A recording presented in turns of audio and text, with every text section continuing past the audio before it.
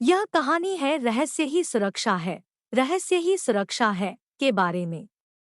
एक गांव में मोहन नाम का एक आदमी था। वह अपने गांव में सबसे ज्यादा अमीर था। उसका एक ही बेटा था भानु डॉट। वह हमेशा बीमार ही रहता था क्योंकि उसके पेट में एक सांप ने अपना घर बना लिया था। वह हमेशा पेट की दर्द से परेशान रहता था। भानु के पिताजी ने बहुत डॉक्टर से इलाज करवाए लेकिन कोई उसके पेट दर्द का इलाज नहीं कर पाया। वह सांप की वजह से दिन पर दिन कमजोर होता जा रहा था। भानु एक दिन उदास होकर शहर चला गया। वहां उसने एक छोटा मोटा काम ढूंढा। उससे जो कुछ थोड़ा बहुत पैसा मिलता था उसी से वह अपना गुजारा करता और रात को एक मंदिर में सो जाता था। उसी शहर में एक बीरेंद्र नाम का अमीर आदमी अपने दो बेटियों के साथ रहता था। बड़ी बेटी का नाम सुशीला और छोटी का नाम ललिता था। उस शहर में उसके जैसा अमीर कोई नहीं था, इसलिए वहां बस बीरेंद्र का ही राज चलता था। वह बहुत ही अहंकारी आदमी था। बीरेंद्र की दोनों बेटी बहुत सुंदर और सुशील थी। वे दोनों रोज सुबह अपने पिता के पैर छू के आशीर्वाद लेती थी और अपने दिन की शुरुआत करती थी। सुशीला अपने पिता के प्रणाम करके कहती थी, पिताजी मैं आपकी बहुत आभारी हूँ क्योंकि आप ही के कृपा से मुझे इस दुनिया के सभी सुख प्राप्त हुए हैं। बीरेंद्र जब इतना सुनता था तो बहुत खुश हो जाता था, लेकिन ललिता अपने पिता को प्रणाम करते समय चुप रहा करती थी। एक दिन बीरेंद्र ने ललिता से पूछा, बेटी तू प्रणाम करते समय चुप क्यों रहती है? ललिता ने विनम्र भाव से कहा, पिताजी मैं उस ईश्वर को मन ही मन में धन्यवाद देती हूँ जिसकी कृपा से आप मेरे पिताजी हैं और मैं आपकी बेटी। इतना सुनते ही बीरेंद्र गुस्सा हो गया और बोला, मैं कोई ईश्वर को नहीं मानता। ये सब ढोंग है। इतना सारा जो धन दौलत है वो ईश्वर की कृपा से नहीं, मैंने अपने मेहनत से बनाया है।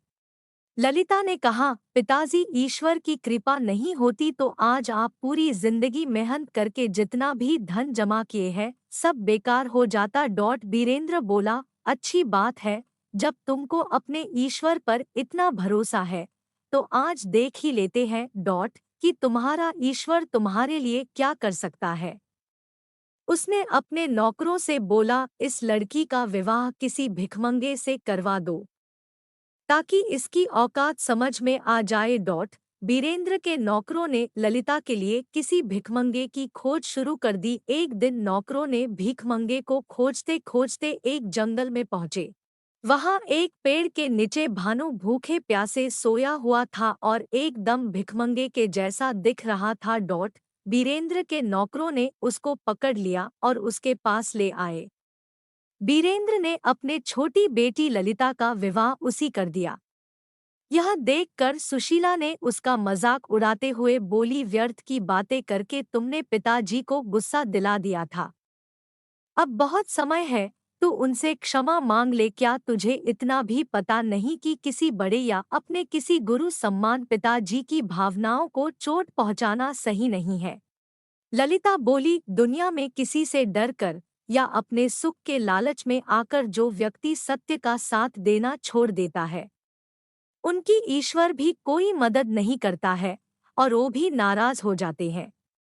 और पिताजी के लिए मेरे मन में आदर का यह अर्थ नहीं है कि मैं उनके अहंकार में भी उनका साथ दूं। अगर मेरे भाग्य में भीख मांगना ही लिखा है तो उनको कौन रोक सकता है? बीरेंद्र ने ललिता और भानु को कुछ पैसे देकर अपने घर से निकल दिया और बोला, तुम अपना मुंह मुझे कभी मत दिखाना। ललिता ने खुशी खुशी अपने पति के साथ घर से निकल गई। जंगल की ओर चल पड़ी। चलते चलते थक गए और दोनों को प्यास भी लग गई थी। कुछ दूर गए तो रास्ते में उन्हें एक तालाब दिखा और वहीं पर रुक गए। दोनों वहां पर पानी पिए और आराम करने लगे। आराम करते करते दोनों वहीं पर सो गए। जब ललिता नींद से उठी तो उसने देखा कि उसका पति एकदम गहरी नींद में सोया हुआ था और उसके मुंह से एक सांप अपना फन बाहर निकालकर एक बिल की तरफ देख रहा था। और उस बिल से दूसरा सांप अपना फन बाहर निकाल पहले वाले सांप को देख रहा था। दोनों सांपों ने एक दूसरे से बहस करना चालू कर दिया और एक दूसरे का रहस्य बताने लगे। बिल वाले सांप ने कहा, अरे दुष्ट, तू इतने सुंदर और नादान बालक का जीवन क्यों नष्ट कर रहा है? तू ये नहीं जानता ये कितने अमीर घर का लड़का है। तू इसको इतना कष्ट दे दिया है कि ये लड़का मजबूरी में अपना घर छोड़ दिया है। अब तो बंद कर दे अपनी दुष्टता। तभी भानु के मुंह वाले सांप बोला, तूने भी तो अपने बिल के अंदर एक विशाल खजाने को बर्बाद कर रहा है। तुझे तो मैंने कुछ नहीं कहा। तभी बिल वाला सांप बोला, मुझे तो किसी राजा के पूर्वजों द्वारा दिया गया वचन को निभाना है, इसलिए मैं इस खजाने का रक्षा कर रहा हूँ। तो मुंह वाला सांप बोला, अरे तू क्या रक्षा करेगा? कोई आदमी तेरे बिल में बस 2 बाल्टी गर्म पानी डाल दे तो तू मर जाएगा और खजाना भी उसका हो जाएगा। कोई इस रहस्य को नहीं जानता, इसलिए तू अब तक जिंदा है। फिर बिल वाला सांप बोला, तू भी तो इसी कारण जिंदा है कि मूर्ख की तेरा रहस्य कोई नहीं जानता। लेकिन जिस दिन किसी को यह पता चल गया कि पुरानी चावल और सरसों का काढ़ा बनाकर इस लड़के को गर्म गर्म पिलाने से तू मर जाएगा, उसी दिन तेरी दुष्टता भी खत्म हो जाएगी। ललिता यह जानकर अचंभित हो गई कि उसका पति किसी अमीर घर का लड़का है। उसने जल्दी से बगल के गांव में गई और गांव वालों से मदद मांगी। पुरानी चावल और सरसों का काढ़ा और 1 बाल्टी गर्म पानी लाई। फिर उनसे उस काढ़ा को अपने पति भानु को पीला दी और इसके बाद बाल्टी का गर्म पानी उस बिल में डाल दी। दोनों सांप तड़पते हुए बाहर निकले और मर गए और भानु एकदम से ठीक हो गया। वह ललिता को दिल से धन्यवाद दिया और बोला, तुम नहीं होती तो पता नहीं मेरा क्या होता। ललिता ने खजाने वाली बात भानु को बताई और दोनों ने मिलकर उस जगह को खोदा तो वहां बहुत सोना, चांदी और हीरा निकला। वे दोनों खुश हो गए और भानु ने वहां का पूरा खजाना और अपनी पत्नी ललिता को लेकर अपने गांव खुशी खुशी चला गया।